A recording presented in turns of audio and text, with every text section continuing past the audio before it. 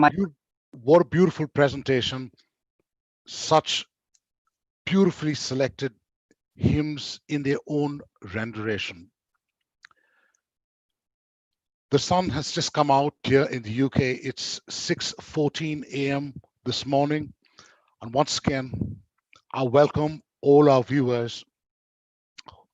Keep commenting on our Facebook page. Keep commenting on the YouTube channel. If you're having any problems, you can drop us an email at rockforjesus2020@gmail.com. Before we left for this part of the segment, I requested all of you to spend some time reflecting on what has drawn you to spend this beautiful Saturday with us all across the world. We look forward to you posting your comments on the group so we know what's going through your mind at this point in time. We'll once again welcome everybody who've joined us this morning, this afternoon, this evening, whichever part of the world you are. Yes, the Lord has called you to be a witness. I'm joined on this presentation by Norman Haid. In this segment, I'm going to be also introducing two more witnesses, if I were to say, who will be joining us very briefly to talk us through the role that the Lord has played in their life very briefly, to inspire us that if we've heard the word of God, it may be the time for you to stand up and become a witness. So Norman, let me bring you in once again. Norman, it's just been, I think, around 2 hours that we've been presenting live to the world, and there's only one person to thank, and that's the Lord. You're looking ever fresh, ever young, full of energy.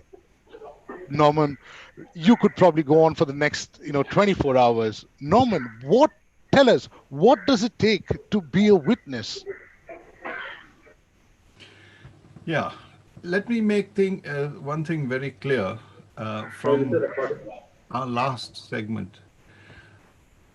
There are a lot of things we need to discern in our lives. There's some things where there's no discernment required because it's a responsibility. One, we are all called to be intercessors. There's no choice in the matter. If you love God, you will pray for His people. You will stand in the gap whenever you can, however you can. There's no discernment on that front. While our Rock for Jesus 2020 is going on, the whole 12-hour program, and starting 1 hour before that, we've had a team of people praying through the day from 8 o'clock in the morning and right up till 9 o'clock in the evening. There's somebody either on their knees with their heads down, maybe watching, but praying that whatever we do today will have an effect. Because unless we pray when we stand in the gap, and that's what we are trying to do, we are trying to stand in the gap for people. Help us just expose ourselves to God. And so we have a team of people praying throughout the entire day. They've chosen to be there. They've taken a time when they will commit to be there for an hour, for half an hour. Most of them have been for an hour and repeatedly. We've been praying for it every Saturday when we meet from 12 to 1:30 UK time. Different people join us from all over the world. So again, for some people it's evening, some people it's morning, some people it's afternoon.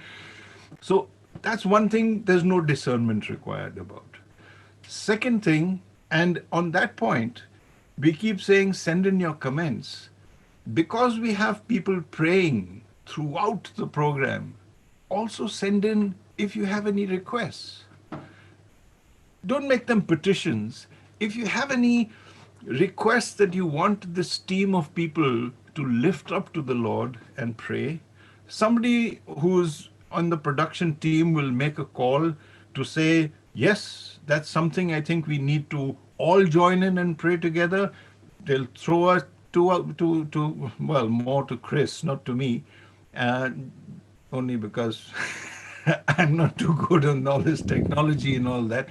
But send in your request for prayer, because that's what we're here for. That's what we've got this team of intercessors throughout the day, to pray for the entire event and to pray for needs of people who call in saying, I need help. Show me how to respond to God. Show me how to relieve my pain. I've just lost a loved one. Whatever it is, send in your prayer requests. Now, the second point, which I know for sure there is no discernment required for, this is the point you brought up, to be a witness. Pope Paul VI, John Paul II, in their letters to the church, encyclical, they've said it is the basic nature of the church to evangelize, to be a witness. There's no choice. It's not being a good Christian or a bad Christian. If you're a Christian, you have a call. It's it's part of your nature as a Christian to be a witness to whoever you interact with. Not necessarily mean that you got to blabber and turn people off by saying if you don't believe in Jesus you're going to hell. A lot of people have used that kind of approach, and I don't believe in that. But being a witness, we are the light of the world. A light cannot be hidden under a bushel. We are the salt of the earth. Can you imagine eating a meal with no salt? Some people have got to do it because of pressure issues and cholesterol issues and sugar diabetes and all kinds of things. So how horrible it is for somebody who's used to eating food with salt to have a meal without any salt. You sit back saying something's wrong here. Yes, that's what's wrong. There's no salt in the food. So the world, all of us, need salt. And you and I are the ones who've been called. There's no choice about it. We have been called to be a witness by the quality of our lives, followed by the words. You Norman, know, I do remember, Norman, sorry to come in there, but, obviously, for those of us who've been around, I mean, you've played multiple roles in your life, in real life as well as on the stage. Yeah, you've also acted in the play The Witness. Yeah. You've had some incredible experiences. And now, Norman, if you allow me, I'm going to introduce two guests into this very brief conversation. We just have another 3 to 4 minutes left. But I think it's important. The reason why I'd like to bring in these two speakers is because the next topic that we're going to be addressing is the importance of family. Now, can you be a witness in isolation? I mean, it's been said so many times, no man can live as an island. In today's world, it's increasingly difficult. We need that support because of the messages that have been sent across. And what I'd like to do, Norman, is the beautiful Marina anywhere around you, and can we grab her for a moment? right here. And Hi, Chris. hi, Marina. Welcome, Norman. Please don't No, go I'm away. I'd here. like you to I'm be right here. somewhere as close as possible in spirit. And I'll also like to bring in Venora Nerona from the Heart of Worship group of Venora. Marina, thank you so much for joining us. Hello, Chris. Hi. I, Lovely to be here. right. I hope you've got an opportunity to see some of what we're doing, right through for the last 2 hours. I hope you're finding it meaningful. But for the benefit of our viewers and all those who are looking at this program live and possibly at the recordings as and when they become available. Marina, I'll start with you. Yeah. Well, I mean, you've been very active. Yeah. In your words, what is it to mean to be a witness? What does it mean to be a witness for you? To be a witness is basically believing in yourself first, that Jesus lives in you, and that is portrayed out in everything that you do. Whether you don't have to say anything, it's your smile, or the way you greet somebody, or just the way you talk, Jesus lives in you. So when you have Jesus living in you, everything else around you, there is a spiritual awareness about you, and everything around you is beautiful. You see everything in a different light, and so that, without even you saying the word Jesus, you are a witness, because people see that there is something in you, and that something is Jesus. Brilliant, brilliant. Thank you so much. Because many a times people ask me, do we have to, wear, the cross on our collars? Do we have to, welcome, meet and greet people? Quote the scriptures? Because for one, I can't quote the scriptures because, I mean, I go for mass, but it sometimes puts you in a spot. What if I say the wrong thing? Will someone really, doubt what my real intent is? Now, Venora, you running a small group as well. I mean, at this age, you've got a family. I believe a couple of kids. Is that right, or have I mixed it up? So, just tell us something very quickly about yourself and why have you chosen to be a witness? Thank you, Chris, for that question. Yes, so I have a wonderful husband whom I married 8.5 years ago. I have three lovely children: a 7-year-old, a 5-year-old, and a 19-month-year-old. And I am a witness only because I couldn't be anything else. In our family and the way we live, I think each one of us inspires the world without saying it, like Marina says. My husband is someone who is very, very representative of Christ in my life. Uh, I'm sorry, I'm going to tear up while saying this because I feel a huge assurance of the Holy Spirit. But he's been so encouraging every minute of every day. He allows me to be part of the intercessory groups and work, as well as, he helps me all around with the chores. And he's a very successful person professionally, but he still makes time for all of this. And it is only the Lord's blessing that has allowed this. And I'm so privileged to be here, to be part of this group, to be with you online, impromptu, might I add, to spread the news that Jesus loves every one of us. It doesn't matter where we come from. He works in our Amen. families, He works in our relationships. He's working right now, even through people who don't really approve of online programs, people who might be spreading hate messages. He says, I love you. Say whatever you want to me, but I love you.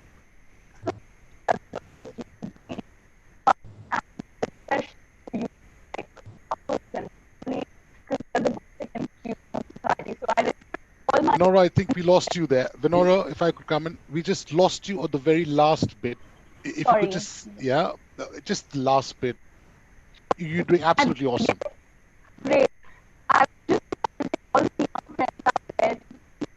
Uh, Venora, I'm sorry, I'm going to have to come in because I think we're getting a bit of an audio disturbance. Apologize to all our viewers. We're just No getting a, worries. but do stay on the screen.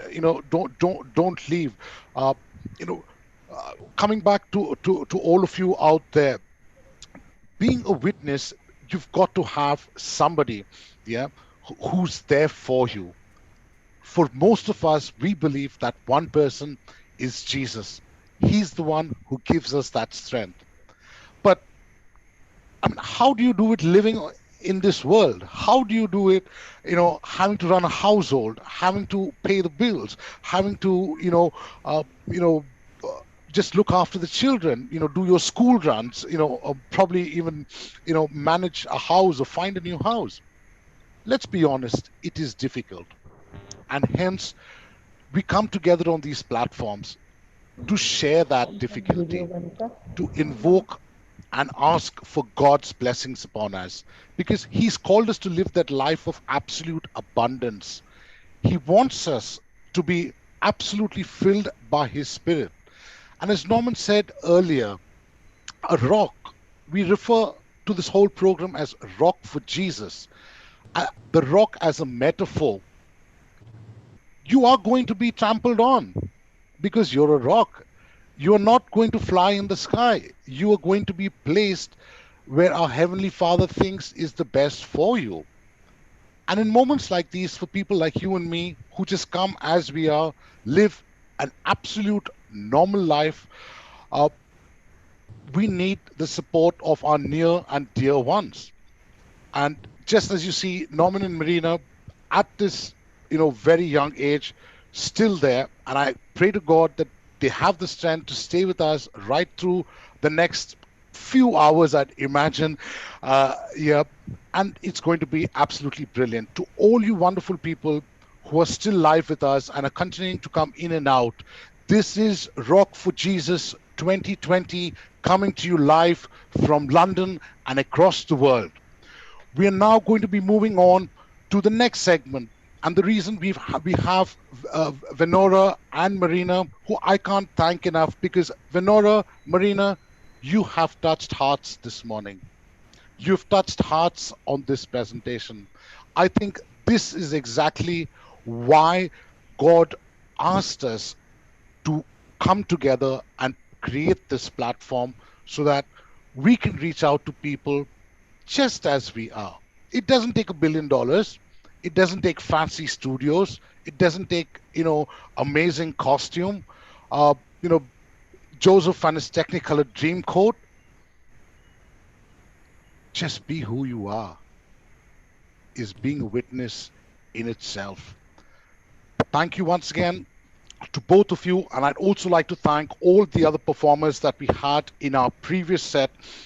Thanks go out to Rebecca from Goa, Gavin from Mira Road, Andre, Rickson, Mona Lisa, Marina, of course, and the most fabulous choir, Our Lady of Africa from Uganda. Well, we've pretty much traveled right from the UK to Uganda to, you know, to Bombay, all over probably parts of India, and now we're going in uh, to a very special place that's in Vasai. And I'd now like to invite Father Neelam Lopes, a Jesuit priest belonging to the Bombay province in pastoral and social apostolate for the last 25 years. He's currently the parish priest of St. Michael's Church, Vasai. Father Neelam, are you there? Can you hear me? Yes, I can hear you very clearly, Chris. Good morning to you. Good Good morning. morning. What a Yes. pleasure to see you, Father Neelam. I invite you, just to say a few words, on, what has really brought you to this event before we actually get into what you're going to be speaking, at the event. Yeah. I'm happy to be with you. It was Derek Wesaukar who told me a few days ago that you would like me to address the group. I didn't know who they you all were and who will be there, but I immediately consented, thinking it is God's will that we get a chance to speak to youth. Later on, I knew it is Jesus Rocks, and I'm happy. I have prayed that God helps us to be together at this moment and share these moments as witnesses of Jesus. Absolutely brilliant. I've had, just snippets about the amazing work that you're doing. So just to correlate, we had the Vasai Youth Choir that came up. Is that part of your team, or do you work with them, or that's a completely separate group? It may be separate. I did not watch them, so I don't know from which part of Vasai they came. But brilliant to In have, Vasai, there are many groups. There are, I mean, it's yeah, great that here in we my parish, there is a grace ministry. okay. Brilliant. And that's what this platform is about. We want to connect as many ministries across the globe, not just in Bombay, to share resources, to share fellowship, to share testimonies, and to build that network. And now going uh, into the program that you've actually chosen to come here. So, Father Neelam, you're going to be talking to us about the importance of family, or the role of family. Yeah. Yes, yes. Yeah. About the So family. yeah. So I'm going to, leave the next couple of minutes in your able hands. Father Neelam, please lead us. Yeah. See, I will start with my own experience. On the 16th of March, I went to do my personal retreat at Matheran. And there I was caught unawares when the Prime Minister announced that there is going to be a lockdown and everything all over the country is going to be closed. I was not only surprised, but I was also shocked because I also had to stay on there till the 8th of April. I had difficulty to come back, and all the news that we were getting were very shocking, frightening, and the whole country seemed to be caught unawares. And suddenly, in this shock, I was looking at myself saying, as a Christian and as a priest, what is my role? And we are called to be people of hope in God. Looking at the Old Testament, the times of Noah or the Exodus, that gives us hope that God has His own unique way to make us understand His will. And so when I saw the news of migrants walking, it pained me. Through our parish, we have been trying to meet these migrants, see to their needs, and also reach out to them. In our parish, we have a very active St. Vincent de Paul Society, which works for adopted families among our Catholics, also among non Catholics. So we try to garner help from various people to help them. It is our parish is a traditional parish, so all people are accustomed to come for daily mass, come for the rosary, come for traditional prayers, and they were caught badly. It was for a few days okay, but as the lockdown extended, I saw people running out of patience, wanting to be there present in the church for mass, for prayers, to receive Holy Communion. They ran out of patience. They were becoming frustrated, getting angry with the system and the government. But in this, a young boy of maybe about 10 or 12 years old from a remote area about 500 kilometers away from here opened my eyes. When I saw his video, he says the lockdown has broken down the routine. My dad used to go to work daily, my mother used to go to work, and I was left under the care of grandparents or housemates or other workers. This lockdown has brought our family together. It has made my dad rethink. My parents have come together, their routine is changed. The same way as this non-Catholic boy from a remote area expressed, I see the families expressing in our parish.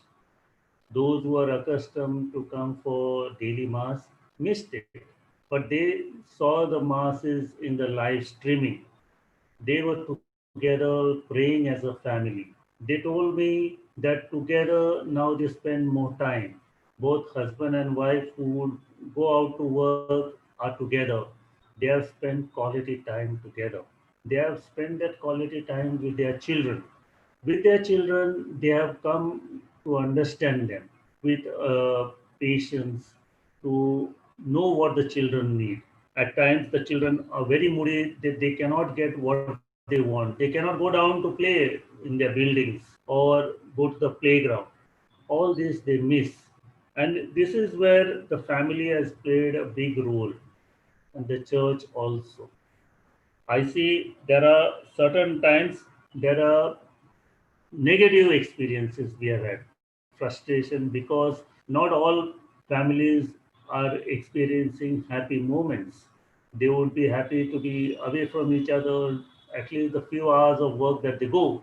Now that they have to stay together, it has in some way increased their domestic violence, and they have to bear that, face that, and we have to deal with certain of these families by counseling through some lay people, some of the priests, or some religious. This has, in a way, helped them to rethink, which I shall talk later on in the talk. But the families have got chance to come together and be together. So many families have expressed that they have been praying together. This has been moments of blessing, God's unique way of being a blessing to us, give us that hope to make us more patient and understanding. The children have been helped to do their schoolwork, their studies online, which otherwise the parents were unable to do. What do we say of conflict? The church has helped family to turn to family relationship.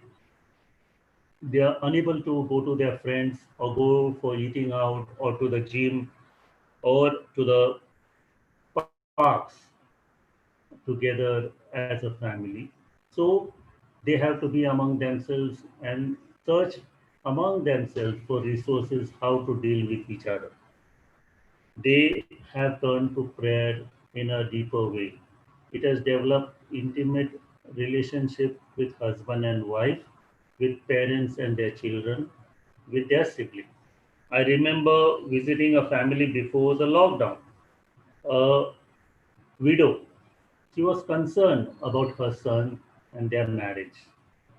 She was concerned about her daughter who does not relate with her brother. And during this lockdown, I was concerned how this family must be relating in their little flat that they live in. I later came to know that they have turned to prayer. They have learned to understand, to bear up with each other's pains, with each other's uh, faults. They have learned to forgive each other. They have learned to abstain from critical remark, avoiding expression of blaming each other, of expressing hostility, to understand the other's perspective. And in this way, they have been able to reach out to build up better relationship in the family. There is also the parents and the children have got to spend quality time. The children are more at ease with their parents now. They have got especially the smaller children, they have got more time to spend with their parents. They can see the expression of love of their parents to them, which otherwise it was lost in things. They were away from each other the whole day. Now they are together. There is a lot of fear because of the sickness of COVID-19, but the parents have been able to give an assurance to the children. There have been parents who are expressing that the children are fed up because they cannot go down the building to play, to be with their friends, to go and meet their relatives. See, Vasai is a very traditional parish area, and people like to visit each other, move into each other's homes very freely. During this lockdown, they could not do that and be in their own homes. What they could express was only talking through the mobile, and which limited their access to each other, to their friends, to their relatives. But here also the parents help the children. Those children who are little grown up, they help them in some ways to learn new skills. One of the skills that some youngsters told me is cooking. They tried new dishes with the help of their parents to do that at home. They experimented and the parents taught them. another thing that they learned was making different things out of waste paper and other things. They made many things. They also helped younger children to learn music. They helped them to learn their lessons. The parents taught them so many things. The parents were able to spend quality time. There is also with their relations, though they could not go because of social distancing, but yet they were able to connect with the mobile and other ways to talk to them. They were able to share their most intimate sorrow, pain, that the frustration that they experience of being stuck. Many families who lost their job, they were in pain, and the church tried to help. In these moments, as that young boy spoke from the rural area, that this helped his parents to spend quality time. It has built a home out of a house. It has built their family. They play together. They have musti, means they play cards. They play games like Ludo and other old games, which gave them chance to be freely interacting, communicating with each other. It broke their routine. And with this, I find also the message of Jesus at various places that in the gospel he gives. When he fed the 5,000, I remember the migrants that we were feeding at different places, the church was helping them. It is what Jesus did by feeding the 5,000. It is exactly when Jesus helped the dumb child and his parents, dad was asking to help. That is the way the church helped at so many times. Those who are in need, the church has reached out in many ways. It has helped the family to come together. What I like, in our own parish, we have the Grace Ministry, a charismatic group, which very creatively reached out to families. How? They could not come to the church for the Monday weekly meeting, so they organized it through Zoom and YouTube. So this way, they were able to reach out to many more beyond the parish. What they also did was organized a quiz on the book of Proverbs and also to read one chapter every day from the Gospel. So this way, they were able to tell the family to prepare, the young children to prepare, and give them also the life of a saint every day.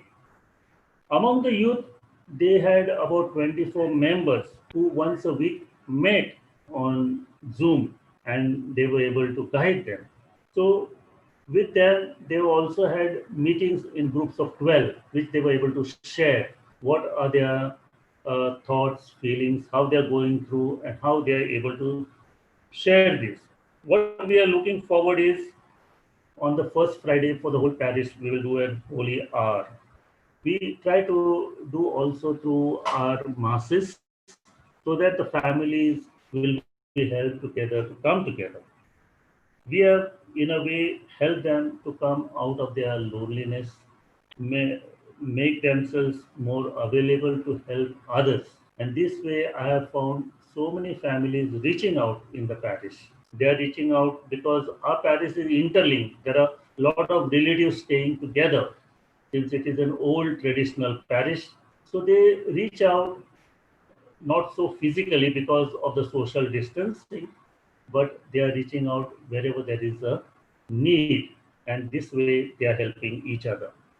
I would like to say that if we are trying to reach out to the families more beyond ourselves, beyond our parish, I would like to repeat the suggestions given by one of our counselors, a Jesuit counselor, who says all these families are under great stress and they want to help each other.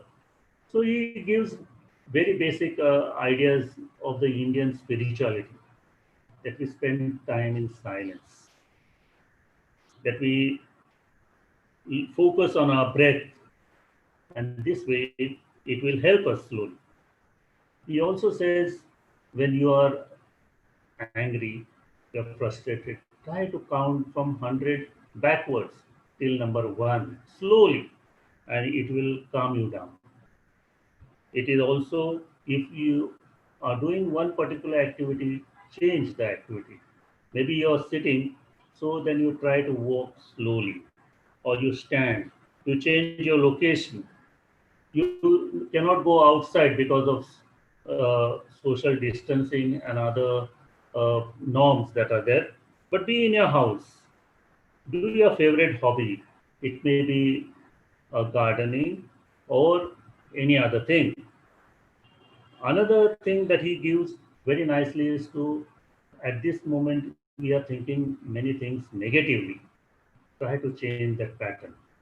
Can you feeding yourself with positive thoughts, fantasies, and fill your mind with positive outlooks, positivity of oneself rather than the negativity. The positive approaches that can help the family could be, many times we get funny videos on WhatsApp. Watch them together, laugh, because this helps us to release the stress. Like I remember seeing a few days ago, two children playing together, and the younger one is telling, looking at his dad and saying, "भाई, ये अपने घर में कब से मेहमान कौन है?" And then the elder brother said, "अरे ये अपना बाप है." Means he had not been able to have a darshan of his daddy for so many days when they were working. Though it was in a bit of laughter, it helps to understand that the family could come together and be together. It calls for family time together. We are traditional Catholic families. We say the family that prays together stays together. But in the times before the lockdown, families were very, very busy, rushing to work in that rat race. They hardly had time to pray together.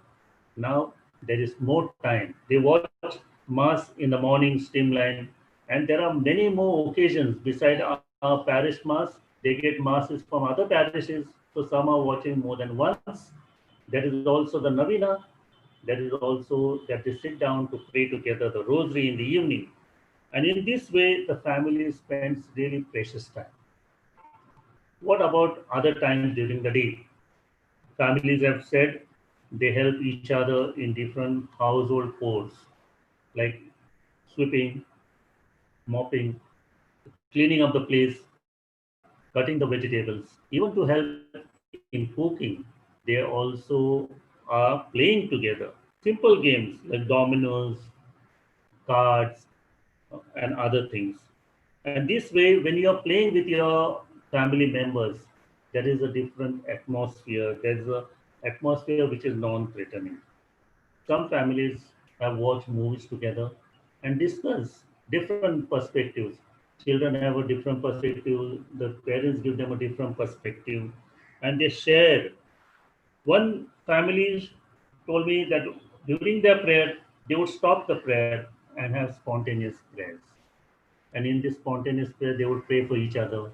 They would share their blessing, how their grandparents have been a blessing, what they have learned from each other, what they have learned from their parents. And this way, the children, one family shared that the children are learning different psalms every day by reciting and also learning them by heart. This has been and held together.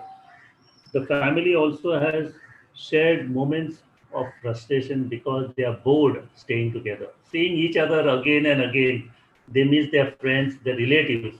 And this is the time it has been a challenge to the parents to make it a really effective of being together.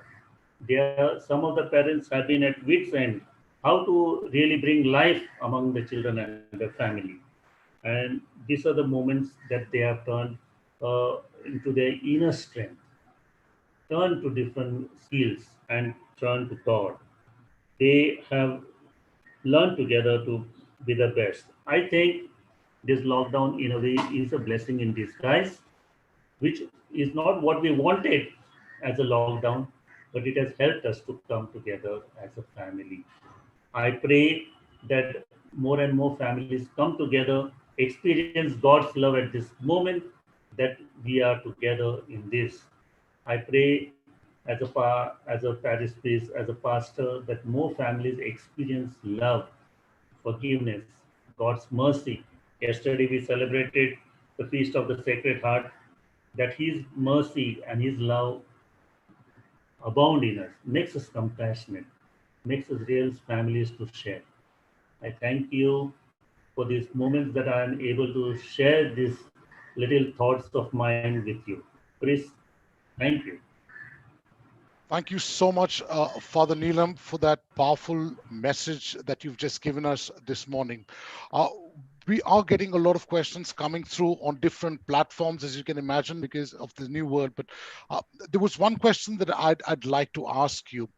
Uh, Surely, you've brought surely. a complete different perspective to experiencing this whole COVID and the lockdown, and how it has, in a very unknowing or unseeming way, help transform families. Uh, have you witnessed, or is there is there anything that this platform could directly do through your group, to, in terms of resources, in terms of support, that you think at this moment, would be required, that we could ask our viewers to get in touch with you and support you with the great work that's happening? Thank you for the availability. As I was listening to the testimony before, that we be witnesses of Jesus firstly, that we pray in faith for all those who are experiencing the pain of this lockdown. So through that, let us support each other all over the world. That if we can get this inner strength, many of those families will pull on and go ahead. About resources of help, at the moment, our parish, there are many active groups like the St. Vincent de Paul. There are many other lay people who are helping our local parish people who need it, and also the missions in the rural areas. If we need later on and someone needs a greater help, I will surely get in touch with you. But firstly, let us develop a deeper faith with prayer and support each other. Cannot agree more with you, Father Neelam, and that's exactly how this entire event has come together. For all of you who are watching us online, Father Neelam works in a semi-urban area on the outskirts of Mumbai city in India. Uh, Being a Jesuit, they posted in missionary communities, and that's where Father Neelam has been doing this tremendous work. Father Neelam and the rest of the viewers, you are about to witness an absolute first time on air. We're about to launch an original composition that has been made by none other than the group called Bad Blood. Bad Blood is today's India's leading rock band. Nixon, wherever you are, I hope you're listening in, because we, together as a community, are going to thank you. We're showering our blessings on you and the band for having come onto this platform. Uh, Before we go into the launch, yes, once again, a big thank you to you, Father Neelam, but please don't go away. Please watch the moment of truth, as I would like to call it, because what we're about to see, I haven't seen the video. This video has literally just been sent to the production team, original composition. So please don't go away. Rest of our viewers, please, if you want to quickly grab your cup of coffee or your tea, or a glass of water, or take an ease break, you've got 30 seconds to do that. So please go ahead, because we will be officially launching a video which has just been produced by Bad Blood. Before we go to that, Norman, very quickly, Father has spoke about the importance of the family, getting the whole family together. We've talked about being a witness. What do you think is the next step, Norman? If I believe that I'm a witness, what is the one thing you would say would be the next thing that I would be looking to do? Norman, we can't hear you. Mike. Yeah. Can you Norman, hear? we can. Yeah. So, Norman, coming back very Yeah. briefly, we've got 30 seconds, Norman. Yeah. We've talked about being a witness. We've talked about discernment. Father Neelam has just spoken to us about how families have transformed themselves during this very unprecedented times. What Yeah, do I you won't think say is the next much. thing? What I'll say is, I noticed throughout Father Neelam's talk, he didn't refer to love as a feeling. He used doing words. They pray together, they play games together, they talk together, they eat together. All those are all doing words. Unfortunately, this world has made love a feeling. So you fall in love and you fall out of love because you feel for somebody one day and you don't feel the next. Love is a doing word. So what next is, what can I do to improve a relationship? What can I do to help somebody? Because that is being a witness.